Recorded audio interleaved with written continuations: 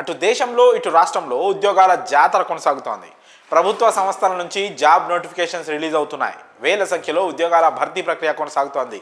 రైల్వేలు, army, navy, air force, విద్యుత్ సంస్థలు, ఆయిల్ కంపెనీలు, బొగ్గు గనులు ఇలా పలు కేంద్ర ప్రభుత్వ సంస్థలు ఉద్యోగాల భర్తీ చేపడుతున్నాయి. నిరుద్యోగులకు జాబ్ కొట్టేందుకు ఇదే సరైన సమయం. జాబ్ లేదని వరి అవుతున్న వారు ఈ జాబ్స్కు ట్రై చేస్తే సక్సెస్ అయ్యే ఛాన్స్ ఉంటుంది. తాజాగా నేషనల్ థర్మల్ పవర్ కార్పొరేషన్ పలు పోస్టుల భర్తీకి నోటిఫికేషన్ రిలీజ్ చేసింది.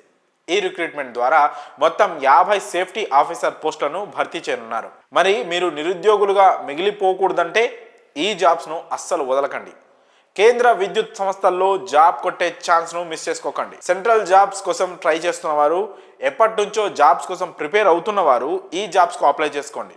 ఈ పోస్టులకు పోటీ పడేవారు 60% మార్కులతో ఇంజనీరింగ్ డిగ్రీ అంటే mechanical, electrical, electronics, civil, chemical, production, instrumentation కోర్సుల్లో ఇంజనీరింగ్ డిగ్రీ కలిగి ఉండాలి. దీంతో పాటు డిప్లొమా లేదా అడ్వాన్స్డ్ డిప్లొమా లేదా పీజీ డిప్లొమా పాస్ అయి ఉండాలి.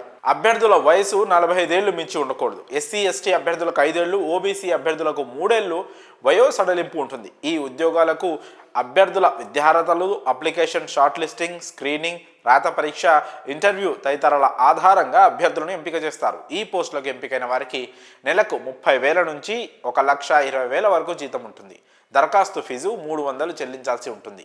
ఎస్సీ, ఎస్టీ, దివ్యాంగులు, మహిళా అభ్యర్థులకు అప్లికేషన్ ఫీజులో మినహాయింపు ఉంటుంది. దరఖాస్తు ప్రక్రియ నవంబర్ 26 నుంచే ప్రారంభమైంది. అర్హత, ఆసక్తి ఉన్నవారు ఆన్లైన్ విధానంలో డిసెంబర్ 10 వరకు అప్లై చేసుకోవచ్చు. అప్లై చేసుకోదలిచిన వారు పూర్తి వివరాల కోసం ఎన్టీపీసీ అధికారిక వెబ్సైట్ ntpc.co.inను సందర్శించాల్సి ఉంటుంది.